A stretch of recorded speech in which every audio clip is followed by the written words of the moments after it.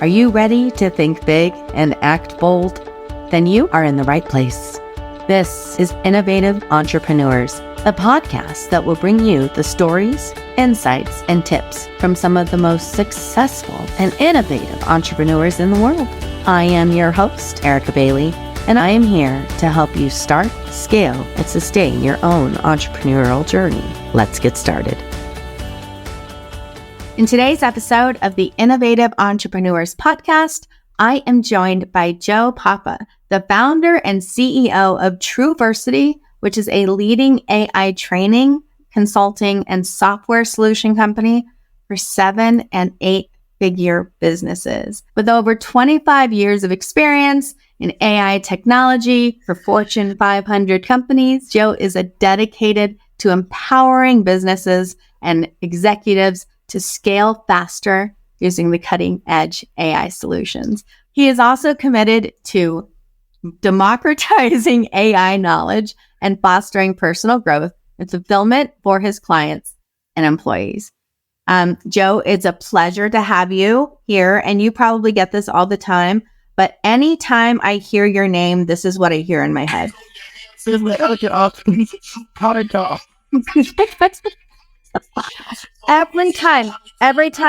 Every fucking time. Do you have to get that all the time, right? Like it does. In fact, I play it sometimes when I walk in the office just to get my head in the when you come. I mean, that is awesome. Oh my God. So there we go. That's all it goes. All right. Joe, thank you. So let's start with TruVersity. So how did it start? What made you decide to venture into entrepreneurship? What was your why, right? Great question. And there's so much to say about it, but I'll start with this. And that's you mentioned your why, right? That's really at the core what TruVersity is. We help people find their purpose through technology.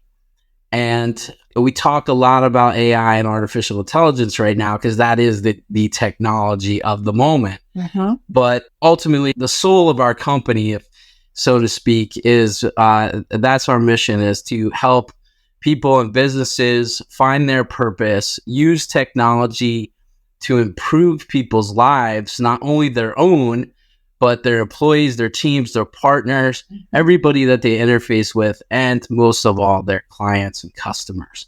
How TruVersity was born, well, that's kind of a long story, but I'll tell you the short version. I did what many people are taught to do. I went to school, got good grades, got a good job, started to save for retirement, and finished my master's degree in electrical engineering. I had an awesome, amazing job as an engineer. I worked for awesome companies, Bell Atlantic Mobile. I had the opportunity to design some of the first cellular networks back in the 90s. And then I went to work for Bell Labs and did some cutting edge research in audio speech quality for the telephone system. And then I worked 13 years at a government contracting company and developed a lot of technology for the Department of Defense and intelligence community. And I reached a point where I was like, there's got to be more. Okay. Like, I felt like I was meant for more. Like, there's got to be more. Like, this doesn't seem like the right plan. So I wanted to be an entrepreneur. I said, I'm going to start my own business. And back when I was probably about, 28 years old, I decided to start a company, a franchise.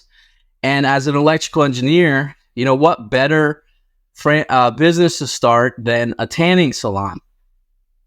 Yeah, so that's what I started. Like, it's crazy when I think back to it, but I was always working a second job. I was a bouncer in nightclubs. I was kind of looking for this balance between like the world of technology and engineering and, just humanity, like what it was meant to like have fun and do cool things. So I met with an organization. They're based out of New Orleans. They're the largest tanning franchise in the world. Just had a great time, really connected with everybody there and decided to open a business. And then years later, I opened a second store and then became an area developer for the franchise in New Jersey. We had, I don't remember, but somewhere around 11 or 13 stores within 3 years that we started with other franchisees. And it was cool. So I really discovered my passion for teaching As I worked with all these different stores, I trained their entire staff. Many people think of like tanning salons being like a simple business, but actually it was a sales business. We sold memberships, like before that was a big thing. And there was a lot of sales training to every employee. They all had to be certified in Smart Tan certification. There was a lot to it. So that's where I learned the ropes in business.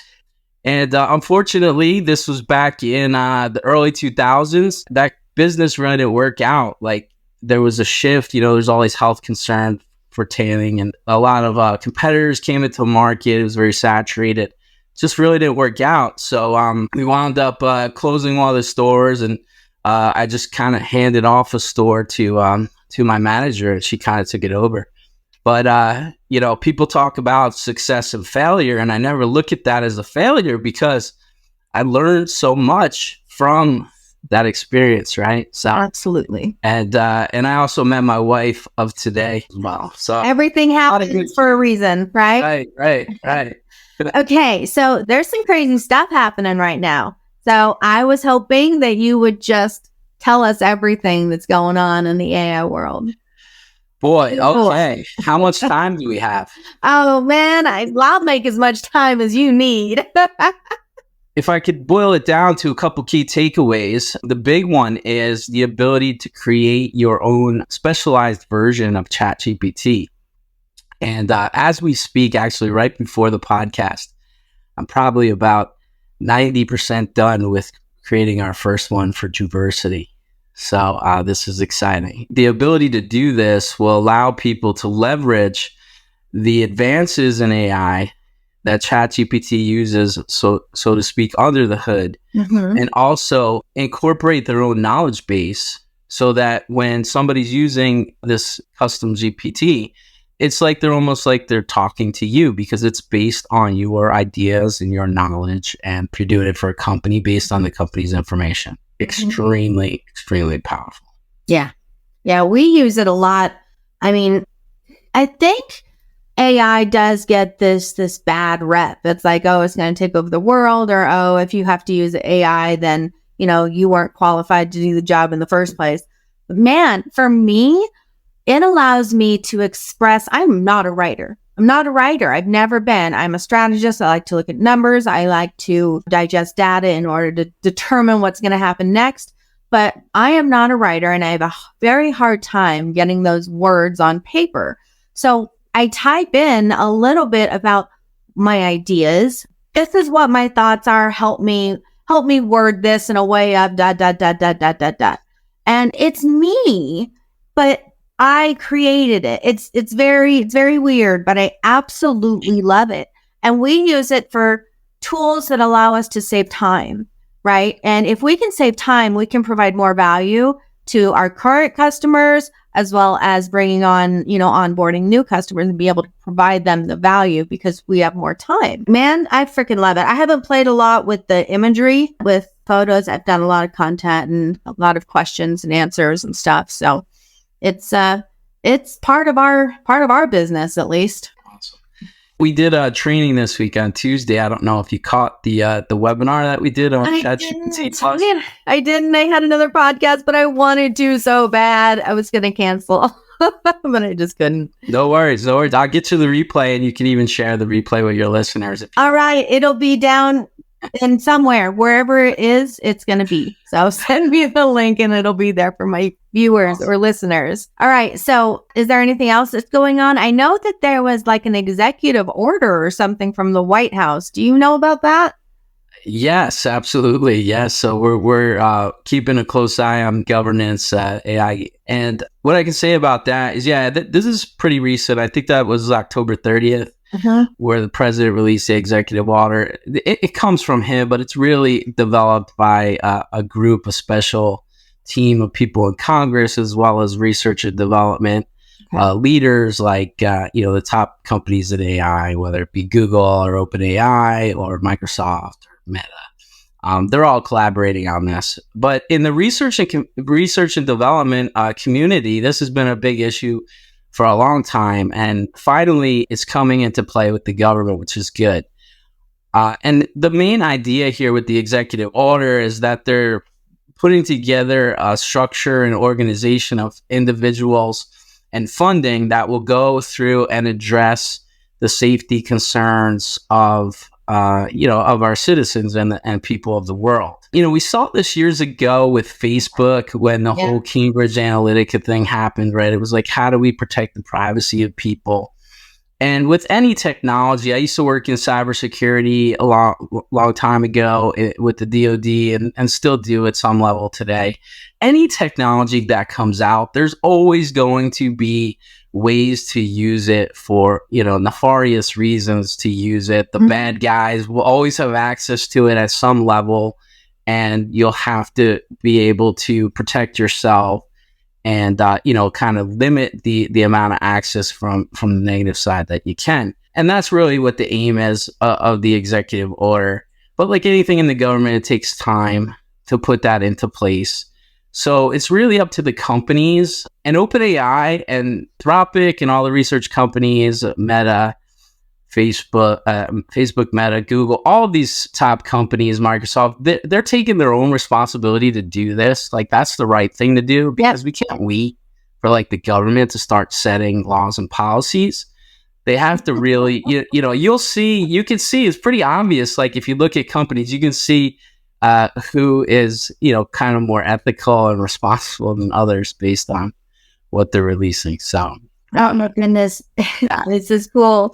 I think I hear a lot of, disruptive technologies, right? And they give examples of, 3D printing, cybersecurity advances, automations, and robotics. What is your thought on the word disruptive technologies and how AI might be considered that? Like, what are your thoughts? Yeah, it's certainly a disruptive technology. Much like anything, if you think back to anything that's happened in the past several decades, it just changes the landscape. The iPhone comes out, then there's a bunch of businesses that are going to be affected by that. What we're seeing now is that there were a lot of smaller companies that moved fast and implemented these AI features, like meeting note takers, text editing capabilities, and just a matter of time that the big players that actually own these tools are going to implement these features, and that's going to kind of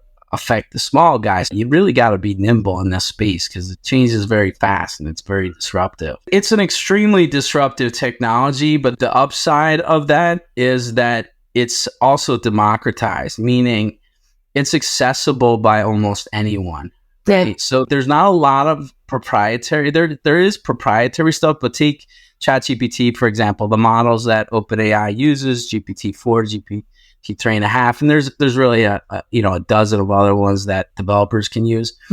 That's all available. You pay for access and you don't have control over it, but at least it's available and it's open. And then I tell this to business owners all the time. There is a huge abundance of AI technology available in the research and development space, open source code, free access to this. You have trained models. There's so much available that's not being utilized right now. So we try to help people figure out how to use that and integrate that technology into their systems. Yeah. I was reading a thread yesterday about these beautiful imagery that was created through an AI tool. I mean, it was gorgeous. And he showed, what his prompts were. But there was a lot of people who said that it's copyright and that these artists and these writers and creators are being, robbed. I haven't really looked into it, but I thought about that this morning. I was like, yeah, I mean, where does it come up with this information? And are we copywriting things? Or are we stealing, I think you understand what I'm trying to say there. Yeah, it's a big concern to people. And also from a business point of view, you want to understand, like, if you're using a marketing agency and they're using AI, like, should you let them use AI even? Because there could be possible copyright issues on what's generated. Ultimately, the responsibility comes down to the organization, right? Whether they use something, you're not excluded from the law just because you're using AI. But there's been major development that has helped in this area. And that's was actually announced on Monday with OpenAI. They announced their copyright shield. So this is something that's available to protect the ChatGPT Enterprise and the API users of ChatGPT, right? Okay. This does not apply. They didn't say this out loud, but this is implied that the regular version does not apply to this. So they would provide protection against copyright infringement cases against your organization if you're using ChatGPT Enterprise and you generate content. And Microsoft also announced that as well with their AI tools, which, just in case anybody knows, Microsoft owns a portion of OpenAI. They invested $10 billion very early. This was like December of last year, right after ChatGPT came out. I forget the percent ownership, but Microsoft also announced that they would protect their users from any copyright cases against them. Oh, well, that's awesome. So at least they're taking responsibility for, issues that may happen based off of the technology that they build, right? Yeah. This is so cool. This is so much bigger than I thought. I can't believe it's just popping up everywhere. Like everyone is on this AI mission, right? People are so afraid it's going to take over the world. Like, Joe, is that any reality? I mean, well, who knows what's going to happen, right? Oh, perfect answer. One thing I like to teach people, I think that fear kind of comes from the uncertainty behind things. And when we don't understand things, that's when we become fearful of them. So I believe that education is important to understand really what is the threat? Like, really, what are you afraid of? I wrote this book earlier in the year, Secrets of Business AI. Is that on your website? You can get it from Amazon. Okay. So if you look me up, Joe Papa, I've written 3 books. They're all on Amazon. You can get them there. The other 2 books published by O'Reilly are more for developers. Okay. They teach people how to build deep learning and use PyTorch, which is the AI framework. But Secrets of Business AI, I think it is the first secret in the book. It's that AI is nothing more than a system. Okay, it's a system that has inputs. You do some processing and it has outputs. And ChatGPT is a great example of that because, you're sending in the prompts, right? You're just typing stuff into a window. That's just inputs, text input. Mm-hmm. On the back end in the cloud, right? They're running this through a model on a computer system, right? That's where the GPT comes in. That's the name of the model. Okay. Stands for Generative Pre-trained Transformer. Without going into detail, Transformer as the model was a major breakthrough. I believe it's only like 5 years old. It was invented by Google, but it was in the research world, it was a huge breakthrough at the time because it allowed variable length inputs to go into models. So like a bumblebee transformer. The bumblebee transformer. There you go. Awesome. Sorry to interrupt. Keep going. Love that movie. Yeah, you can think of it like that. So yeah, and then there's outputs, right? So the output is just the text that comes on the screen. And, it just seems real. Like you read this stuff and you're like, man, I feel like a human wrote this. And there's actually a term that's been around since the 50s or 60s. Like AI has been around for a long time. And one of the research at the time, Alan Turing, came up with this thing called the Turing test, which was a test for a human to look at something. And if they couldn't tell the difference of whether or not that came from a computer or a human, they say that you passed the Turing test. And what we're seeing now, like when ChatGPT came out, this was like the first time ever that people really looked at AI and passed the Turing test. If I looked at this text right here, there's no way I could tell the difference whether it came from a human or a computer, right? I agree. But I guess it's probably just the prompts that I'm putting in that makes it a little less me. So how do you keep yourself updated? Like, how do you know when these different AI technologies are coming out? I watch what the top companies are doing. I've worked with a lot of these companies, Google, Meta, NVIDIA. Locally, we have a team from NVIDIA that does the self-driving cars. Well, we're at ironically, the old Bell Labs building here in Homedale, New Jersey. Work with a lot of these companies. So I'm always looking to see what they're, posting. social media, of course, is a big place where the latest and greatest is always kind of coming out there. And I don't do it as much as I should, but I try to post as much on social media in a quick manner to keep everybody informed of what's going on. We're actually implementing these things called like fire drills. So it's like whenever it's like this happens all the time. I wake up in the morning and there's this big announcement, and I'm like, I call my director of marketing, Jake. I'm like, Jake, we got a fire drill. Like, forget about it. Like, boom, we got to get all this out, and we're churning, and so we're getting better at that. But yeah, just social media, and then there's a number of groups that I'm in with top level people that are using this stuff on a day-to-day basis. There's thousands and thousands of tools now. There's nobody I don't know. There's so many I don't know about.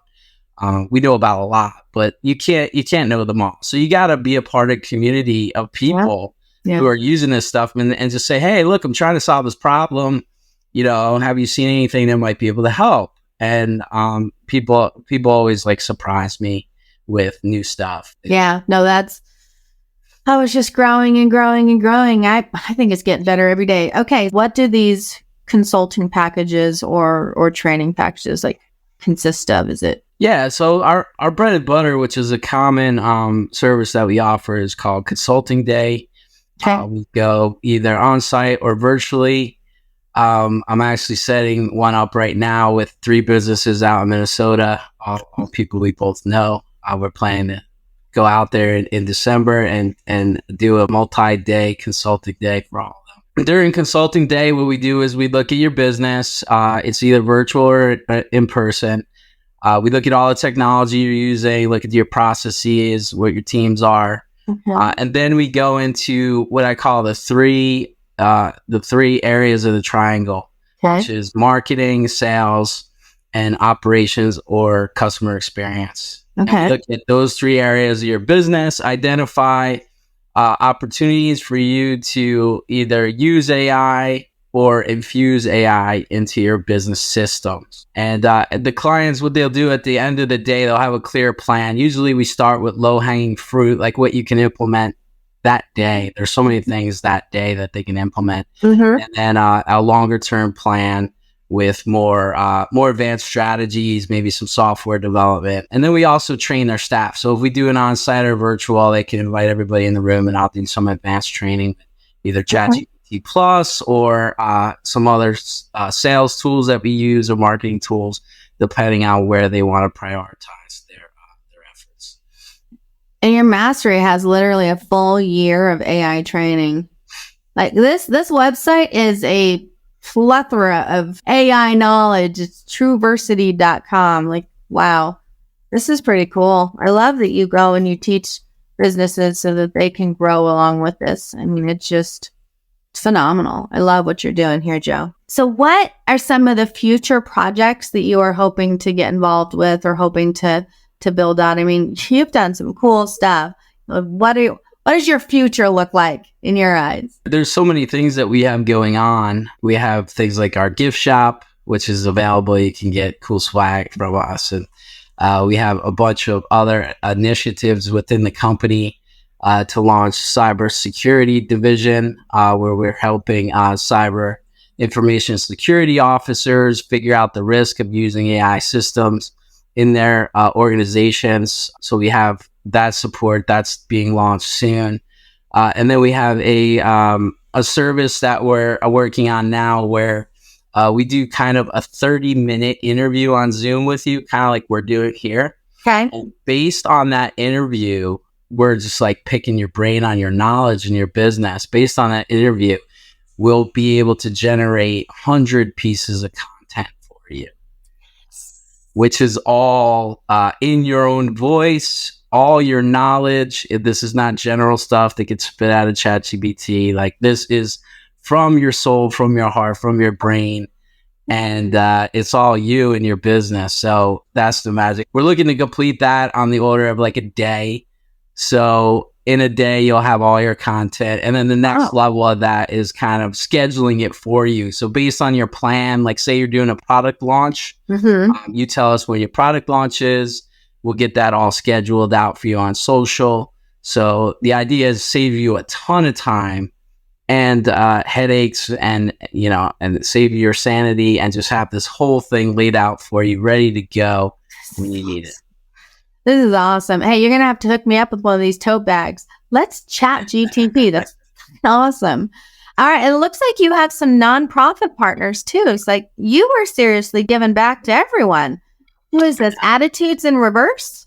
Yes. So Attitudes in Reverse is an organization that helps with mental health and suicide prevention. Yeah. So we're working with them, and it's an amazing organization. I encourage you to go and look into them. It's run by Trisha and Kurt Baker, and they're doing some amazing work there. So our proceeds go to support them, and from our gift shop. And we're looking for other organizations as well, but that's one that I really enjoy working. So they work with a lot of kids in school, and the motivation is, unfortunately, that the founders, their son had an experience where he unfortunately committed suicide and passed away. So they're making a mission to help kids from like K to 12 really address support for situations. And the way they do it is they actually bring dogs into the school. And what they told me was it's great because like kids typically won't open up, but when they're sitting there like petting the dog, how cool is this, right? Like they're petting the dog, they'll actually open up and have a conversation and say, you know what, I'm really feeling this way, or I need to talk to somebody. So wow, yeah, it's pretty cool, and I'm like a dog guy too, so it kind of like pulls my goodness, heartstrings. Joe, you have been an absolute pleasure. I got one more question for you, and then I'm going to give you your time back. But who is the most innovative entrepreneur that influences you most, and why? It can be present, it can be past, it can be anyone. I'm just curious. Yeah, I love that question. There's actually two that come to mind. So the first one is Steve Jobs, kind of obvious. And to be honest, I wasn't really like a big fan of Steve Jobs. Like you hear all these stories about how he was a jerk to people and whatnot, but like reading the biography, and I kind of do this weird thing where I go on ChatGPT and I say like pretend like you're Steve Jobs and channel Steve Jobs, and I'll ask him questions. And it's pretty wild. And the first thing it says, now this is an example of how they put guardrails in place now with the stuff. The first thing it says is, I can't channel the dead. Like I'm just an AI. Like this is not real, but I'll play along with you. Like I'll pretend to do it. Yeah, it's pretty cool. It's pretty hot. Damn, that's cool. So I asked him questions, but the reason why it's Steve Jobs is because his main philosophy aligns with TruVersity, which is to combine technology with humanity. Wow. It's like working in technology for almost 3 decades now. It's like heart, sweat, is poured into this stuff. And it's like, but what Steve Jobs did was he said, let's not just make technology to make technology. Let's make technology to change people's lives, right? Like really change people's lives, improve it, give them their time back. Like one of the biggest things we work with business owners, the reason why, I could go to enterprises, and get contracts that are 10 times the amount that I do with small business. Mm-hmm. The reason why I do small business is because I know what it's like to work 60-hour weeks and want to spend time with your family or go out and travel and play sports or whatever it is you like to do. And AI is the biggest opportunity to get your time back. So if you just figure out how to use it, you go from a 60-hour week to a 6-hour week and, triple your revenue, scale your business, infuse software into your company, become a technology-enabled company, and exit for, 10 times more than you would exit without software, AI software in your company. So there's a huge opportunity to make a difference in people's lives. This is awesome, man. I'm going to have to bring you in. Okay. You said 2. There were 2. Number 1, Jobs. Who's next? So the other one is lesser known. So he's Michael A. Singer. I don't know if you heard of Michael A. Singer. No. He's the author of a New York Times bestselling book called The Untethered Soul. Yeah, so that's the one he's known for, The Untethered Soul. Excellent book. I highly recommend that everybody read up on him. But the book that's amazing, if you want to read the book, when Steve Jobs passed away, he had them hand out this book at his funeral. It wasn't this one; it was the autobiography of a yogi by Paramahansa Yogananda, which is an amazing book. And Michael A. Singer actually comes from a lineage of Paramahansa Yogananda and Ram Dass and some of the earlier spiritual people out there. But Michael A. Singer's book is called The Surrender Experiment. Okay. And it's about just kind of like surrendering, like just let life take its course. This book will take you through his entire journey, like his spiritual journey. But the thing I like about him is that along the way, he actually started a software company. He was an economics major. He started a software company and wound up selling it to like WebMD for like $1 billion. And and like few people even know about him. He's popular, but not everybody knows about him like Steve Jobs. And he exited his company, made $1 billion, and now he's like helps people spiritually, like understand themselves, connect with the universe.